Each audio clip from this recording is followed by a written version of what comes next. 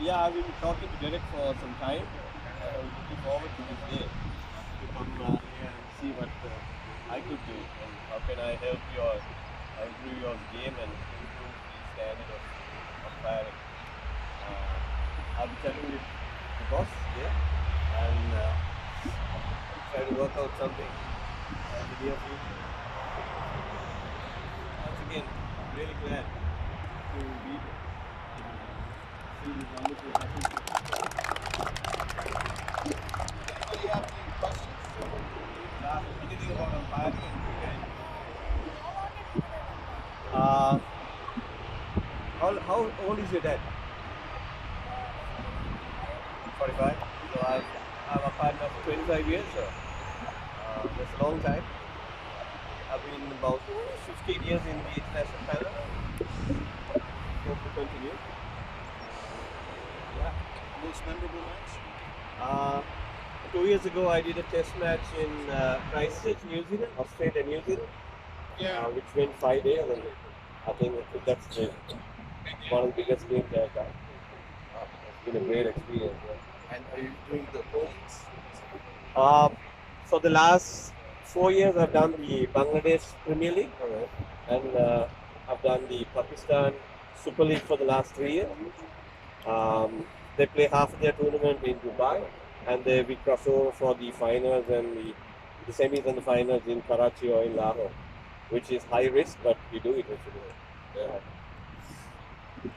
Anyone else? Technical question? No one wants to know anything about the laws? Everyone knows the laws of cricket. What about extension? Bowling. Everybody knows you're given some certain leeway, right? What is a legal? I'll just ask a question. What is a legal action and what is illegal in bowling? If I just can ask a question. Come here. What does an action? How does the action become legal, or how does it become illegal? If anyone knows. You know? Yeah, you came quite close. But a good start actually. Anyone else?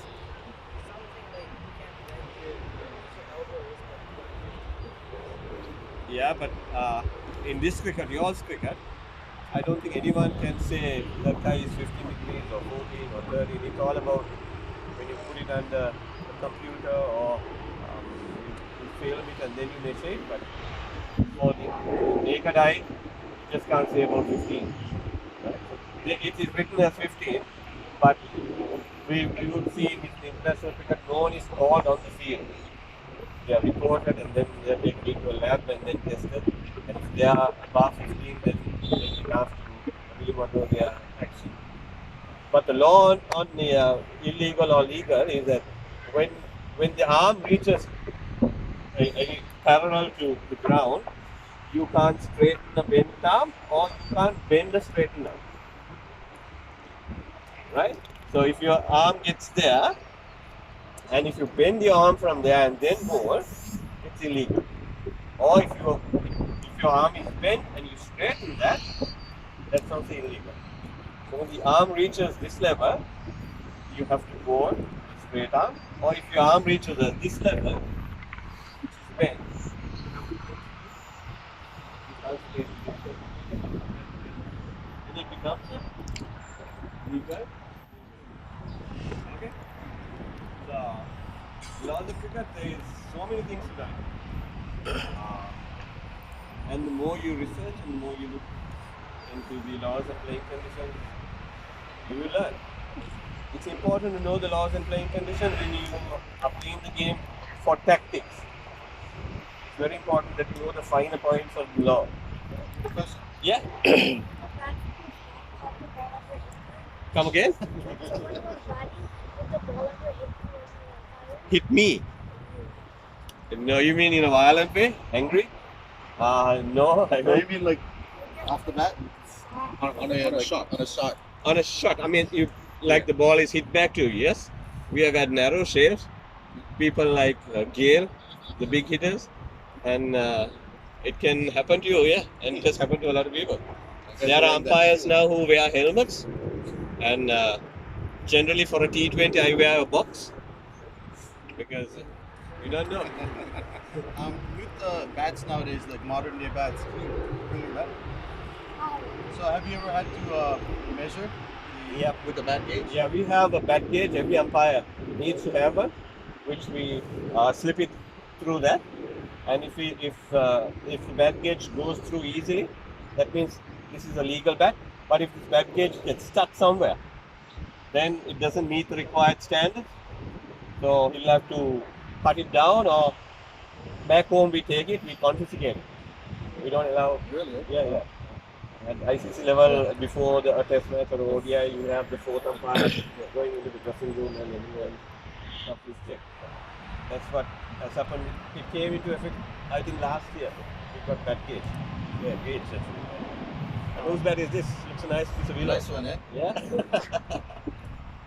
That's our brand, actually. Is it? Okay.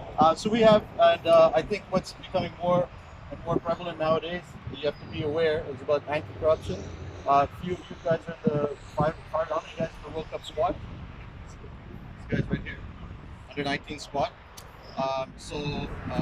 Hopefully they will get into the World Cup soon after these qualifiers.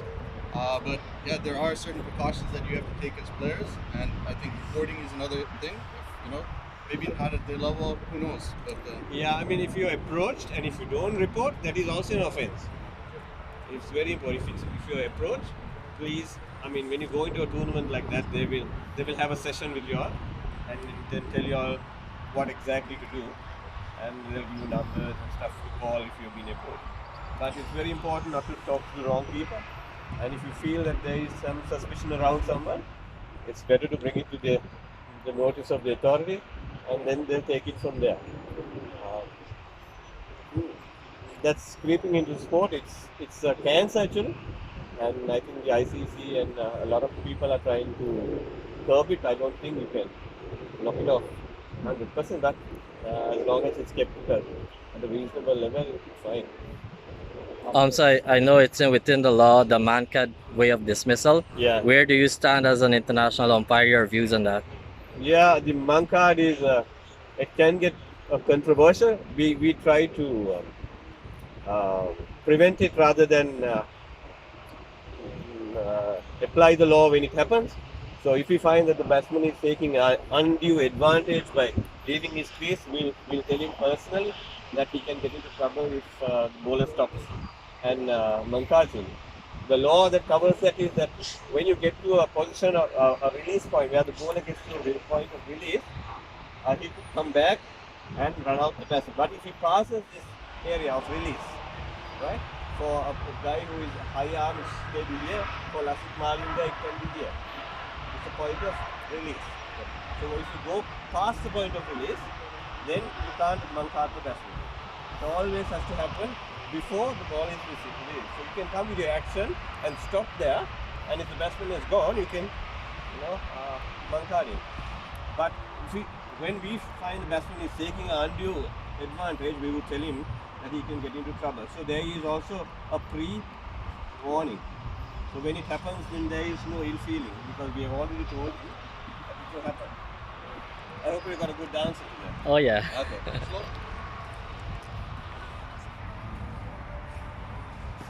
Is Lasik Malinga's balls legal? Yeah. So if you have been just listening to my explanation of what is a legal delivery and what is not, if you see Lasik, his release point, his hand is always straight, isn't it? He doesn't bend his arm. As long as you don't bend your arm, you're fine. And you have to release the ball above your waist, not below the waist. If someone releases it there, which is below your waist, it can be illegal and it can be called a no ball. Is that okay? No? Okay. Questions? That's it. yeah. Right. One more? Anybody? Come again. Yeah, when you get into the international panel, you have to be equipped for everything. Now, TV umpiring is paramount because when you're a TV umpire, you control a lot of the game, though you're not seen. You have to be on the ball like the guys in the middle, and you have more work. You have to do stuff like overrates. You have to look at the circle, which how many fielders are in the circle, and then you have to speak to the guys. And when the referrals are sent, now the latest is that you can hear the TV umpire speaking. So what you say is heard right around the world. So it's now becoming very important that you speak the language properly, and you know the laws of cricket to apply it, and you have to speak what you see. If there's a run out and the bat is near the crease, you have to explain why you're giving it out or not out. So you have to say that the bat is grounded, wickets are broken now, so my decision is out or not out. So it's now getting very important that all the umpires that are selected into international panel also know their TV umpiring and they are good players. And in my India, cricket is played in English. Sledging.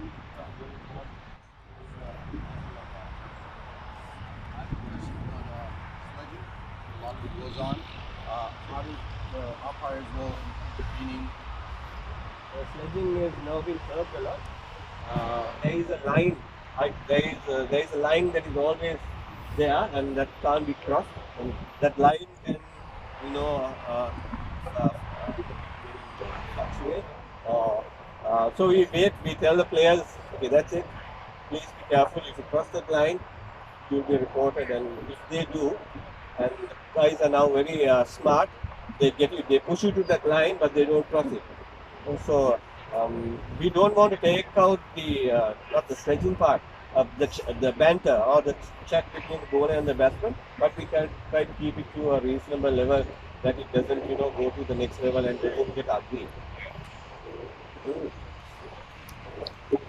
Well, thank you so much. You're welcome. Yeah, all right, guys. Yeah, thanks. All the best to you in whatever level you're playing. Yeah. No questions much? Because